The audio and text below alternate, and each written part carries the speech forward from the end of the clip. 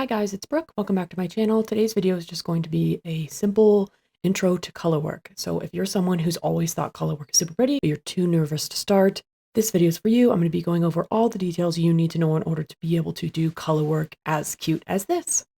So there are two different ways to do your color work. One way is called floating, which is the way I've done in this graph, where I've got all these strings hanging on the back of my work. Essentially, all this means is that when I got to this point, I dropped the orange and I worked only in pink, and then I picked the orange back up here, dropped the orange again, kept working, picked it back up here, dropped the orange again, kept working, picked it back up here, in order to use it on the other side so that I've got orange bordering this pink flower. So this, again, is called floating.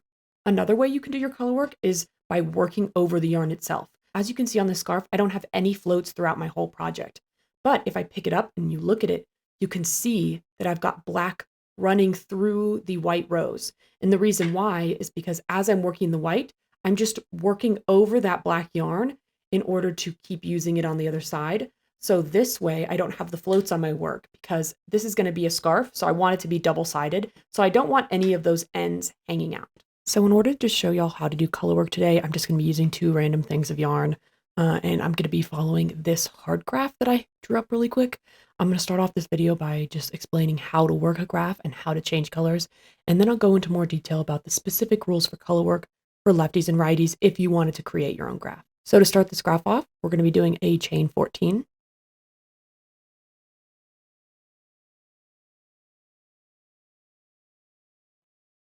For this graph, the first row is just plain single crochets. So I'm going to work my single crochets in, and I'm going to be going through the back bumps. So I'm going to pause here and talk a little bit about the difference between lefties and righties. So as a lefty, I just made my chain and now I'm going to single crochet back down it. And I'm going to be single crocheting from left to right. Now, if you're a righty, it's going to be the opposite. You're going to be single crocheting from right to left. So this is where the difficulties of different handed crocheters comes in when making graphs. If your graph is symmetrical, it doesn't matter if you're a lefty or a righty. And if your graph is not symmetrical, you will start facing problems with lefties and righties because they crochet backwards, but we'll go into that a little later. So now I'm just going to single crochet all the way across.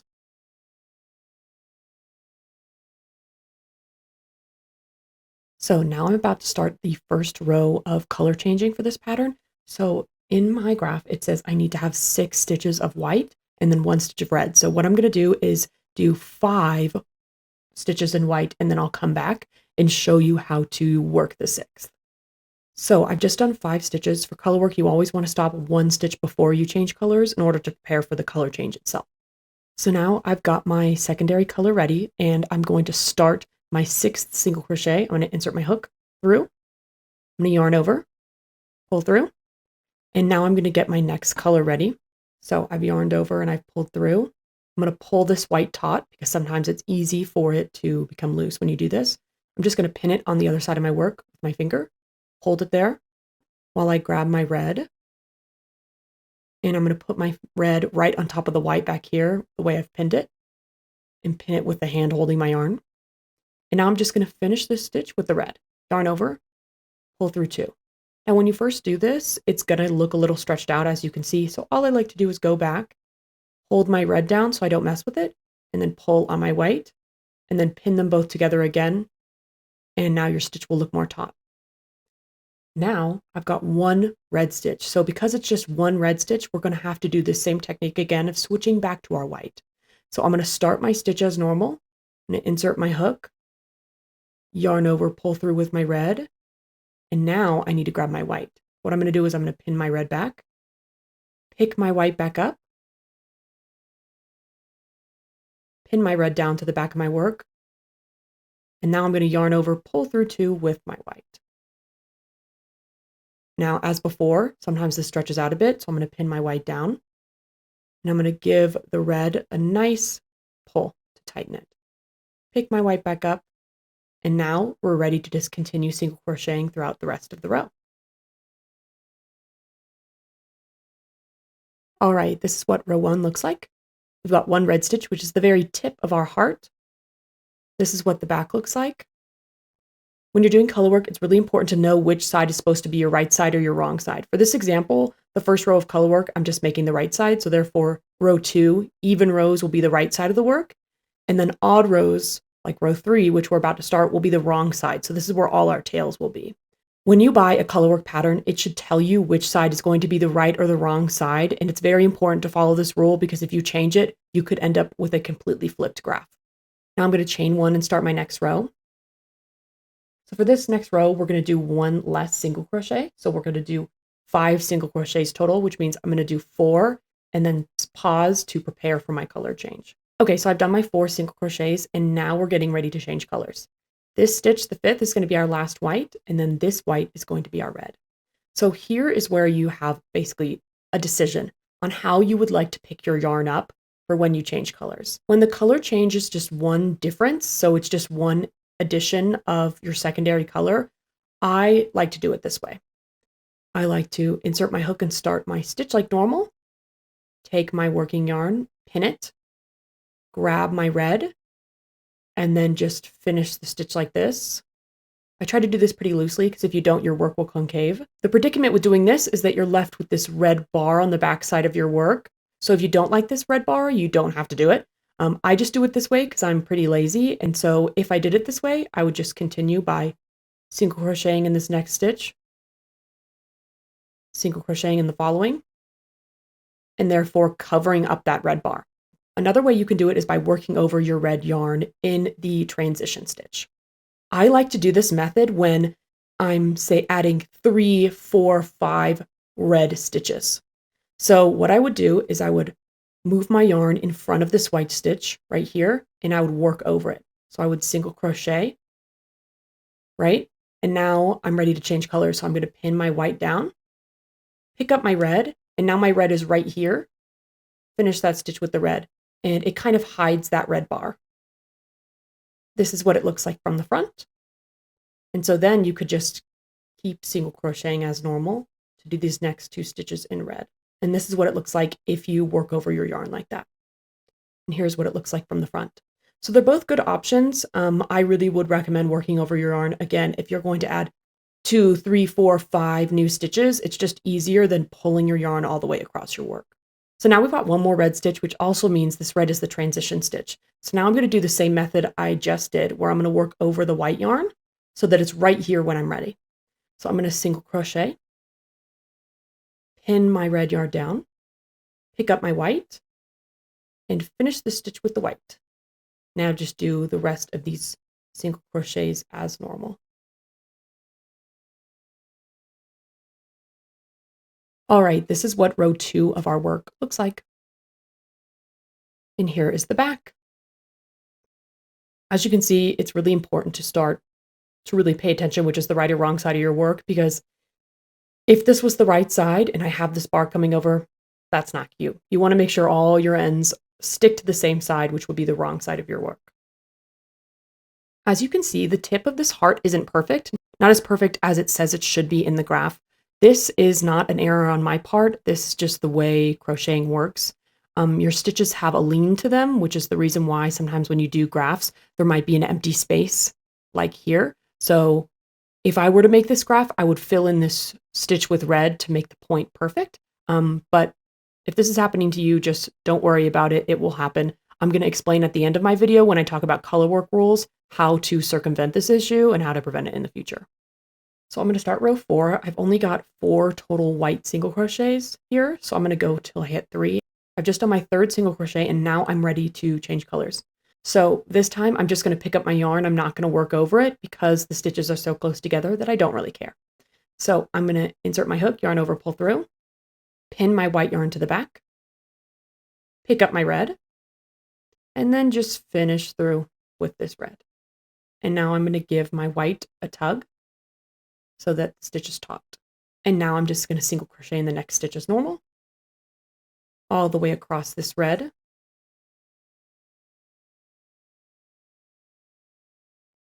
All right, now I've got 1 more red stitch to go, which also means I need to transition to my white color.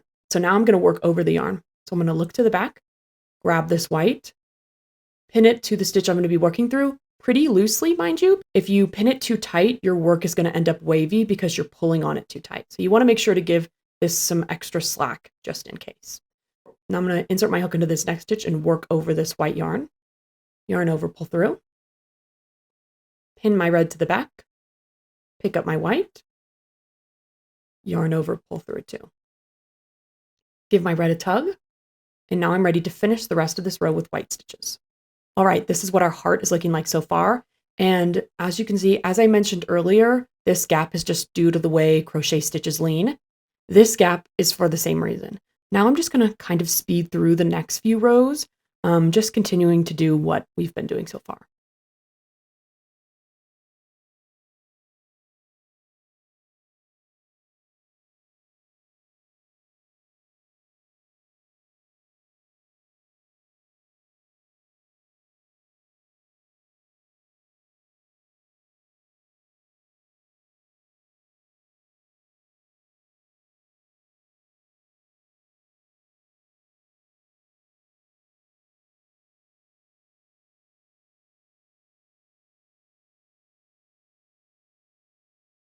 So now that we've done a few rows of floats, I'm going to show y'all how to work over your work if you decide to do that.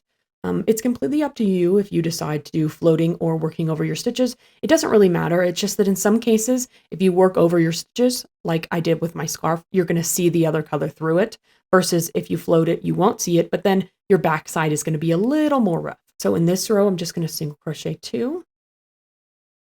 And now I'm going to switch to my other color. Pick up my red.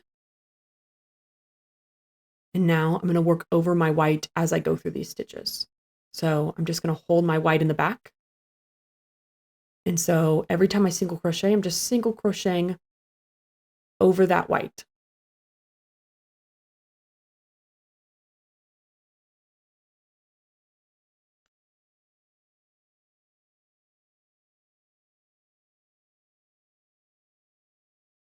Another benefit of working over your secondary color is that when you're ready to switch, your color is right there with you, and so you don't have to pull it. It's a little easier sometimes. All right, and now I'm just going to finish this row. All right, so that was our first row of working over our yarn. Here's what the front looks like. And here's what the back looks like. As you can see, you don't have that float, and I actually worked over the float from the previous row as well, just for fun. So it completely covers up that white. Now I'm going to do another row of floats. So I've just got one white stitch this time.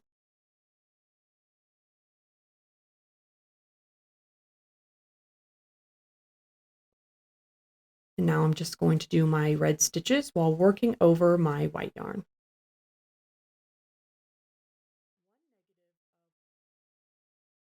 One negative of working over your yarn instead of doing floats is that sometimes it's hard to see which is the right side or the wrong side while you're working on it.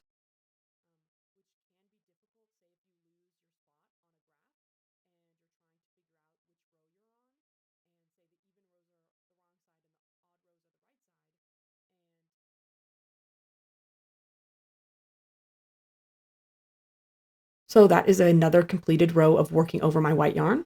And here's what it looks like in the front. One thing I want to discuss before we keep going is you can see how my work is getting smaller. And the reason why is that when you change colors, it's really easy to make your tension extremely tight so that your stitches look really clean. And that's helpful, except for when you're doing a project and it starts to shrink. So this is something you should just keep in mind as you're doing color work. Another thing that I should have done is I should have sized down my hook for this foundation row, because you can see that these stitches are super loose compared to the color work itself. So often people do have to block their color work, or you just have to really keep in mind your tension as you're going in order to make sure it doesn't shrink. And this shrinkage of projects is especially the case when you're doing a really complicated graph. If you're doing just something large, a pretty big image like a giant flower on a pillow, probably not going to have this issue as much because you're not doing as many color changes. But say if you're doing a really intricate design with a bunch of rainbows, you're like switching colors every stitch, every other stitch, that's when you run the risk of your project shrinking. So I'm going to do another float row here because I want to talk about when you should be floating, especially if you're, say, doing what I'm doing now, where you've got a border around a bunch of stitches. So I'm going to start my row as normal. I'm going to transition to my red color, finish my single crochet. And now I'm going to start doing my red. Now it's recommended if you're switching colors over, 10, 15, 20 plus stitches to work to do a float every 5 stitches. So I'll show you what that means. So I'm going to do 5 stitches. 1, 2, 3. And on my 5th one, I'm going to float my white. So I'm going to single crochet over my white once, and now I'm going to do another 5 stitches. 1, 2, 3, 4, and now I'm on my 5th one. So now I'm going to insert my hook. I'm going to grab my white again, and I'm going to float it again. And now I'm going to switch to my white yarn to finish off the row. All right, here's what that row looks like from the front. Here's what it looks like from the back. So you see you've got 2 floats here. The reason why it's recommended to float every 5 stitches is because it's hard to judge tension if you're pulling from really far. So as you can see, I pulled way more than 5 stitches and even a couple rows up in order to work this yarn over and over again. And thankfully I've got some slack on it, so it's fine. But if I pulled too tightly, my work would be like this. It would be misshaping my work. It would be pulling it too tight. That's why it's recommended to float every 5 or so stitches. As you can see, I don't do it really consistently because now I kind of know how much slack I need. But when I'm doing it right, like this, you can see I'm floating in between this yellow circle here. So if you're wanting to float as a beginner, I would highly recommend floating every 5 stitches. So now I'm going to get ready to start the decrease for the heart. So I'm going to chain 1, and now I'm going to do 2 white single crochets. So I'm going to insert again, change color, 4 reds, 1, 2, 3, and then on my 4th, I'm going to float the white. And now I need 1 white stitch. So I'm going to single crochet once and then get ready to change colors to the red again. Now I'm going to do 4 reds again.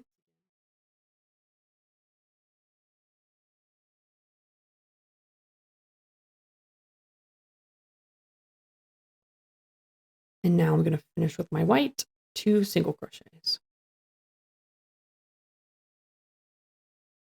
All right, now I'm just going to do the last row and come back. All right, so this is what our finished heart looks like. I'm super happy with it. I hope y'all enjoy yours as well. Now I'm just going to discuss some tips and tricks that I recommend when you're doing color work. So having just 2 colors for a little tapestry like this is perfectly fine because it's so small. But when you start making bigger projects where your color separation between 1 and 2 is, 20, 30, 40 stitches, I highly recommend having multiple small balls of yarn that you carry around for each side. So for example, for this project, this square had 1 ball of yellow and 1 ball of orange. This square had 1 ball of orange and 1 ball of pink. And this square had 1 ball of yellow and 1 ball of orange. I just highly recommend this because you're going to waste a lot of yarn if you're taking yellow from over here all the way to over here. So it's just easier if you have separate balls in order to work this graph. So people often wonder how colorwork designers deal with so many balls of yarn, like they're going to unravel, they're going to roll everywhere. So I'm going to tell you the trick that my friend Aiden taught me. You're going to take the yarn that you want to roll up, and instead of rolling it like this, what you're going to do is you're going to leave some excess for the inside yarn to pull out of, and then you're going to roll your ball like this. And I found that this was a little difficult at first, but now I've kind of got the hang of it. What will happen is you'll have this ball of yarn, and then you'll be able to pull from the inside. So this will be attached to your work, and this will be loose. And this method totally works. I highly recommend it. I was walking around with that flower tote and I had like 6 balls of yarn hanging off of it, and it worked great. So that's all there is to changing colors and actually crocheting a graph. If you're just a beginner who wanted some tips and tricks on how to change colors and stuff like that for a graph you've been seeing around, this is all you need to watch. But if you're someone who wants to start creating your own graphs, or if you're a pattern designer who wants to make sure your graphs are lefty and righty friendly and don't have some of these little holes and divots, if you want to make sure your graphs are perfect, keep watching and I'll explain how. So if you look up close at your graph, you'll find that sometimes your rows look like they're leaning a certain direction. This is what creates these gaps, is essentially when you're crocheting, your stitches are leaning to the left and leaning to the right. And so instead of being directly on top of each other like they are for knitting, they're skewed. So that's why you get these little gaps in your graphs. So in order to combat this, there are rules that you need to follow when creating your graphs in order to make it cohesive. Keep in mind that these rules, I wouldn't really use them for something huge. So for example, these are big graphics and I didn't necessarily follow the rules for color work, which is why, as you could tell, this petal has a little divot in it. But it doesn't really matter in the grand scheme of things because the graphic is so large. These color work rules are really important to follow when you're doing something really detailed. So for example, the design on this scarf is extremely detailed. The lines are a single stitch. So because of that, I had to follow the Colorwork rules. And this is what the correct side looks like. This is what the front looks like. And this is what the back looks like. As you can see, the back is a little more jagged and messed up, but the front is more clean. So any graph that you're following that has, say, a single line border or is really detailed, I highly recommend following these rules. So this is why sometimes when you're making graphs from pattern designers, maybe it looks clunky, maybe the curve isn't actually a curve, it's kind of more a square. The reason why is they're trying to fill in these gaps according to these Colorwork rules. So the rules are as follows. For righties, your even rows are going to be the wrong side of your work. Your odd rows are going to be the right side. And you're going to shift left on even rows and shift right on odd rows. For lefties, your odd rows are going to be the wrong side. Your even rows are going to be the right side. You're going to shift left on odd and shift right on even. Now let me describe what shifting is. Essentially, shifting is just increasing or decreasing with a specific color. So adding or losing a specific color. So for this graph on row 3, we shifted both right and left. And the shift right for row 3 looks nice because I kind of worked this as a right-handed. I flipped my rules as a lefty. As a righty, you are supposed to shift right on odd. So this is row 3. We did shift right, so it looks right. But when we shift left on row 3, there's a gap. So if I was creating this graph, what I would do is I would block in this stitch here as red to make it look cleaner. And even though this would make the graph look like the heart isn't as pointy, it would still fill in that space and make it look nice. So the audio in this next clip got super messed up. I don't really know how, but basically I ended up recreating the graph myself and then crocheting it myself. And you can automatically see the differences between the two. I don't really know which one I like better, but the one on the right has a little more gaps around the right side, whereas the one on the left doesn't. After making this, I would go through and make some changes. So this top left red stitch, I would make white. I would also whiten the bottom right and add a red stitch to the top right of the heart. Also maybe add some more white to the middle at the top to make that point really defined. But yeah, graphs are all about trial and error. Also, honestly, I probably shouldn't have even done the heart as an example for this video because hearts are really hard to make look nice in Colorwork because they're so rounded and they're so defined and it's hard to make round edges. When you're crocheting, it just is. If you blew this heart up and made it like triple the stitches, it would look absolutely perfect. But when you're making small things like this and it's really round, it's just hard to make the edges look perfect. It's really important to pay attention to these rules. If your graph is really detailed, if you're doing like a 1-stitch border, you want to make sure it's nice around that border. And especially if you're doing words, if your piece has words on it and you don't make a left-handed version, it's going to be completely messed up for the lefties. So that's why for all my patterns with graphs on them, I have a separate graph for the righties and the lefties. If you have any more questions on how to create a graph, please feel free to DM me. It's very confusing. I always redo my graphs multiple times usually, and that's why it's really important for me to have right-handed testers because I physically cannot make the right-handed graph. All right, that's going to be it for this video. Thank y'all so much for watching. I hope this gave you some insight on how to color change and do all things like that, but also how to create the graph yourself so you can make some really fun pieces. If you're interested in any more lefty tutorials, please check out my channel where I show different techniques for left-handed crocheters, and I've also got some pattern tutorials on there as well. Thanks, guys.